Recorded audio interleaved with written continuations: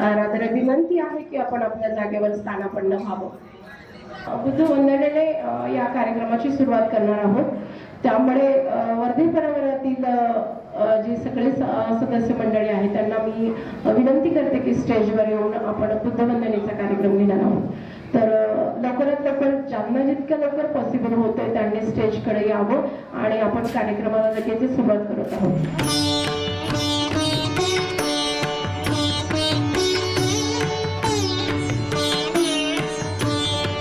नमस्कार घ्यावा अहो बुद्ध देवा, घुमे प्रार्थना अंतरी दीप लावा.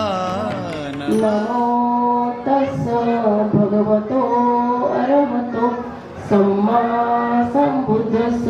नमो तस् भगवतो अरहतो सम्मा संबुद्धस्स.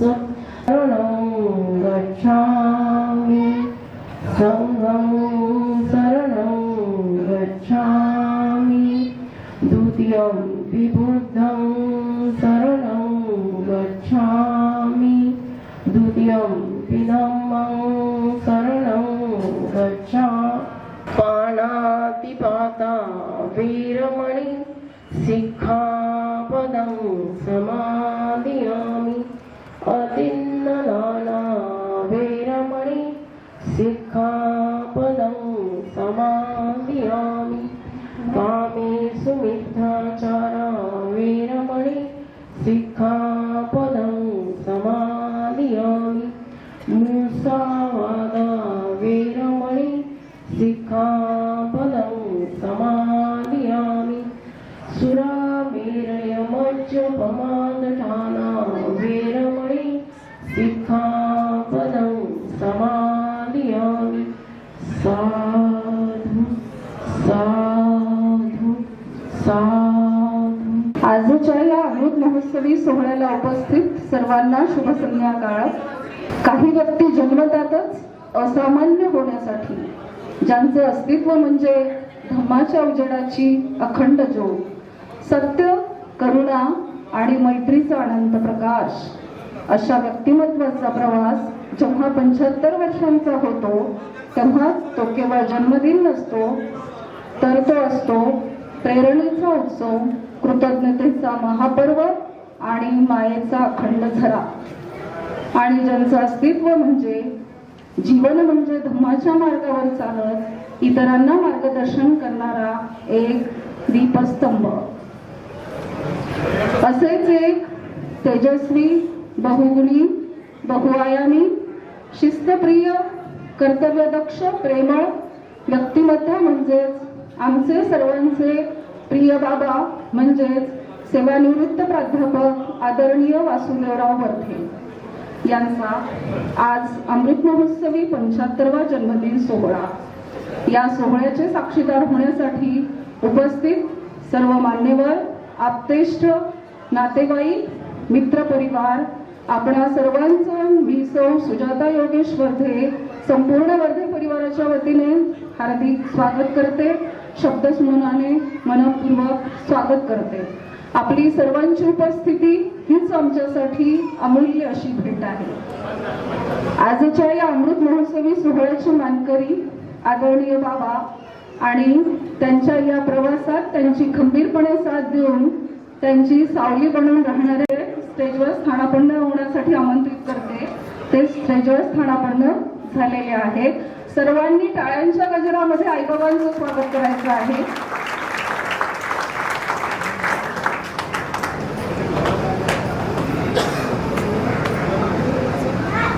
हे वय म्हणजे अनुभवांचा खजिना, आठवणींची शिदोरी. आमचे बाबा म्हणजे एक अद्वितीय व्यक्तिमत्व, कर्तव्यनिष्ठ पिता, शिस्तप्रिय प्राध्यापक, ज्यांनी अनेक आयुष्य घडवली आणि आपलं संपूर्ण आयुष्य ज्ञानदान आणि समाजकार्य यासाठी वाहून घेतलं. त्यांचं कार्य सांगायला गेलं तर ही संध्याकाळही अपुरी पडेल. त्यांचा हा 75 वर्षांचा जीवनकाळ नेमका कसा होता, त्यांच्या महत्त्वाची जी कार्य होती ती इथे सांगण्यासाठी मी ॲडव्होकेट मंदाभूषण वर्धे यांना इथे आमंत्रित करते. हा अमृत महोत्सव, सत्कार मूर्ती म्हणजे आमचे बाबा, त्यांचा 75वा अमृत महोत्सव आणि त्यांचा जीवन प्रवास हा जसं सुजातानं म्हटलेलं आहे की हा जीवन प्रवास सांगताना एक रात्रही कमी पडेल, परंतु छोटे खाणी यांचा परिचय करून द्यावं आणि त्याचं मला भाग्य लाभावं हा माझ्यासाठी आनंदाचा क्षण आहे.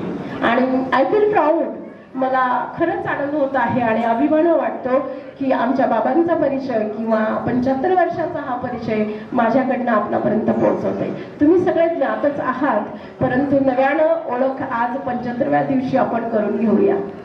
तर बाबांचा जन्म 15 ऑगस्ट 1950 साली झालेला आहे. दर्यापूर तालुक्यातील अगदी छोटंसं गाव आहे बाबळी गाव. या बाबळी गावामध्ये गरीब कुटुंबात बाबांचा जन्म झालेला आहे आणि त्यांचं शालेय शिक्षण सुद्धा दर्यापूरमध्येच प्रबोधन हायस्कूल दर्यापूर येथे झालेलं आहे. शालेय शिक्षण कंप्लीट झाल्यानंतर परिस्थिती नसतानाही की एखाद्या व्यक्तीला काहीतरी भव्य दिव्य करायचं असेल तर स्वस्त बसवत नाही, तसंच बाबांची एक ही जीवनशैली आहे. आणि या सर्व घरची परिस्थितीला अनुकूल नसतानाही उच्च शिक्षणासाठी त्यांनी औरंगाबादला गेलेले आहात. औरंगाबाद म्हणजे आजचं छत्रपती संभाजीनगर. उच्च शिक्षणासाठी औरंगाबादला मिलिंद कॉलेजमध्ये 1971 साली त्यांनी अर्थशास्त्र या विषयातून पदवी प्राप्त केलेली आहे. आणि त्यानंतर डॉक्टर बाबासाहेब आंबेडकर मराठवाडा विद्यापीठ औरंगाबाद येथे MA अर्थशास्त्राचे मास्टर डिग्री मिळवणे त्या काळातील खूप गौरवास्पद बाब आहे आणि त्याचा आपल्याला सार्थ अभिमान आहे आणि अशालाच हवा असं मला वाटते. त्यामुळे बाबांच्या या गुणगौरव साजरा करत असताना तुमच्या टाळ्यांची आवश्यकता लागणार आहे. आणि मलाही आनंद वाटेल की आमच्या बाबांचं स्वागत म्हणजे आपल्या बाबांचं स्वागत तुम्ही टाळ्यांच्या गजरात करत आहात. ही फार मोठी एक गुणगौरव करणारी गोष्ट आहे. आता शिक्षणच नाही, परंतु महामानवांच्या विचारांचा पगडा किंवा महामानवांच्या विचारांचा कार्यांचा प्रभाव असल्यामुळे त्यांनी विद्यार्थी दशेतच दलित आघाडीची स्थापना केलेली आहे औरंगाबादमध्ये आणि त्यामध्ये ते प्रमुख म्हणून कार्यरत होते.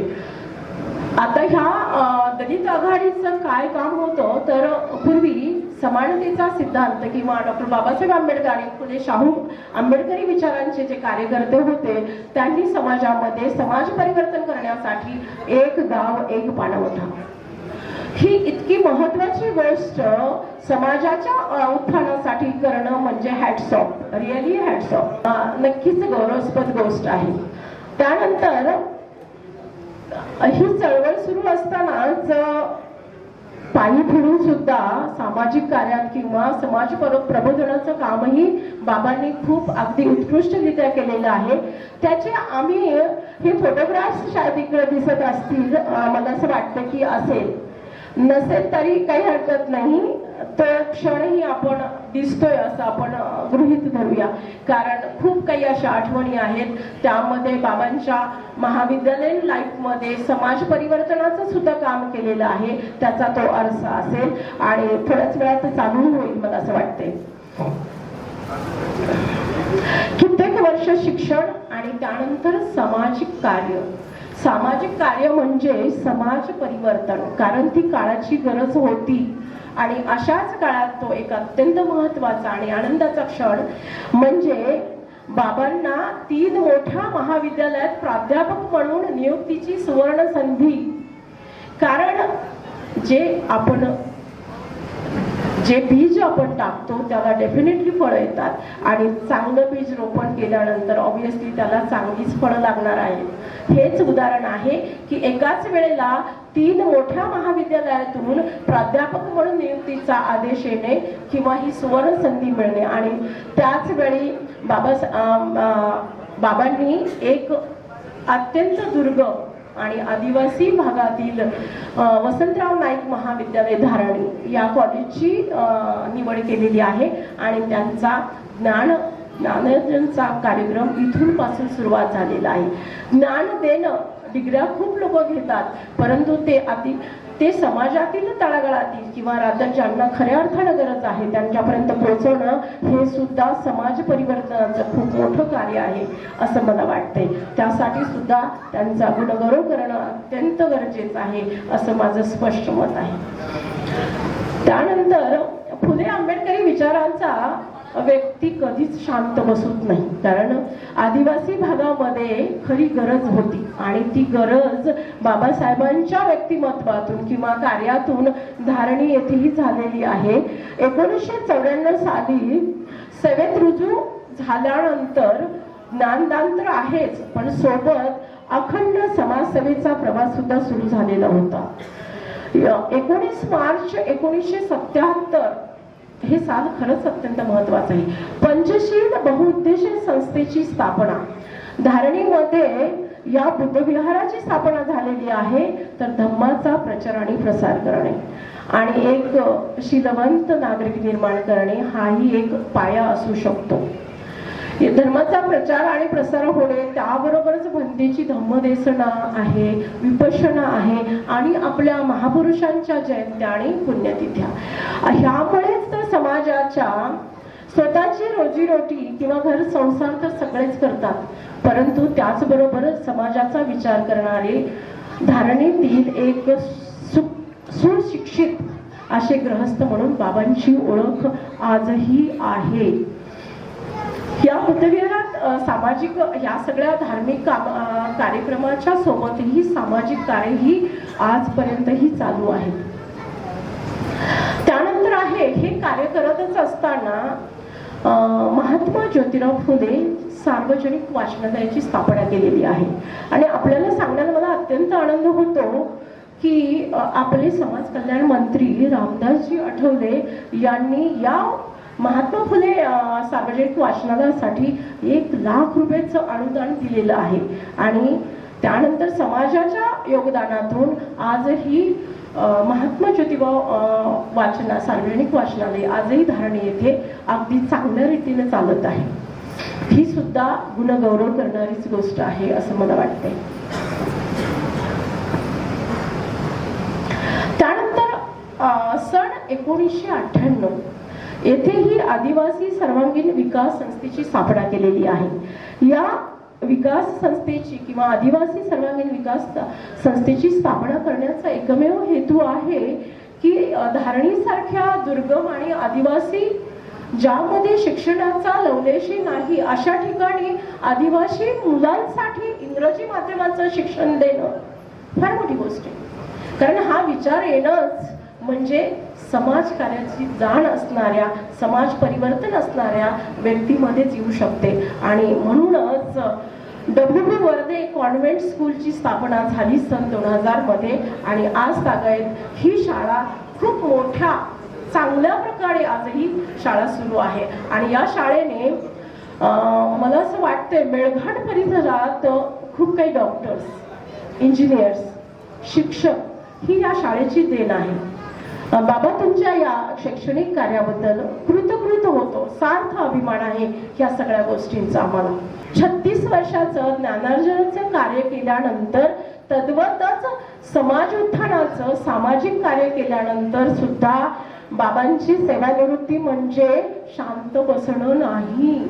त्यानंतर सुद्धा नव्या उमेदीने त्यांनी सामाजिक परिवर्तनाचं रादर सामाजिक कार्याचं हे कार्य जो आहे, जो वसा आहे, अखंड आज तागायत सुद्धा सुरू आहे. आणि त्यानंतर रिटायर्ड झाल्यानंतर म्हणजे सन 2010 नंतरच मिलिंद महाविद्यालयातील तत्कालीन पदव्युत्तर झालेल्या युवकांचा मेळावाही बाबांनी तिथे आयोजित केलेला आहे. मिलिंद मेळावा, त्याला असं उद्बोधन केलं होतं की मिलिंद मेळावा म्हणजे फक्त आपलं घर, आपला परिवार हे न करता एक सामाजिक जाण असणारं व्यक्तिमत्व म्हणजे आयुष्यमान वासुदेव पुंडलिकराव वर्धे. सार्थ अभिमान तुम्हाला, आम्हाला आणि सर्वांना वाटणं साहजिकच आहे. त्यानंतर रिटायर्ड झाल्यानंतर सुद्धा हा जो कारवा चाललेला आहे, सामाजिक वसा घेतलेला कारवा चाललेला आहे, तो आजही चालू आहे. ज्येष्ठ नागरिक मंडळ अमरावती यामध्ये सुद्धा ते सध्या कोर कमिटीचे सदस्य आहेत आणि या संस्थेमार्फत वेगवेगळ्या प्रकारची शिबिरं, म्हणजे नेत्रदान शिबिर असेल किंवा नेत्र तपासणी शिबिर असेल किंवा अनेक अशा सामाजिक कार्य या मंडळाच्या मार्फत केलं जात आहे. म्हणजे हा कुठे सामाजिक कार्याचा घेतलेला वसा, त्याला कुठेही खंड नाही असं मला वाटते. आपण बाबांचा आज फक्त वाढदिवसच साजरा करत नाही आहोत, तर आपण साजरा करतोय त्या असामान्य आयुष्याचा गुणगौरव, आणि यासाठी तर तुमच्या टाळ्यांची आवश्यकता लागणारच आहे. त्यामुळे अगदी भरभरून टाळ्यांचा वर्षाव करावं, कारण असं व्यक्तिमत्व खूप कमी पाहायला मिळतं, समाजाच्या कार्यासाठी वाहून घेणारं व्यक्तिमत्व.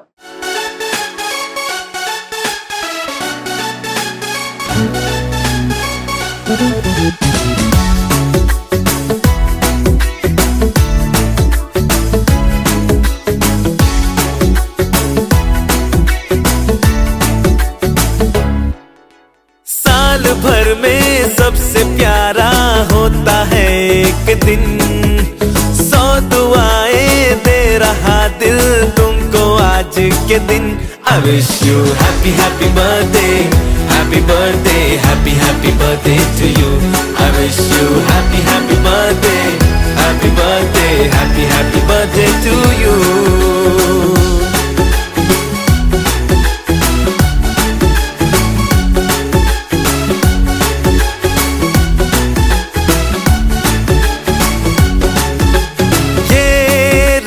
लाए मेरी मन्नतें, पूरी हो तेरी सभी हसरतें, सारे जहां की खुशी हो तेरी, अब तो यही आरज़ू है मेरी.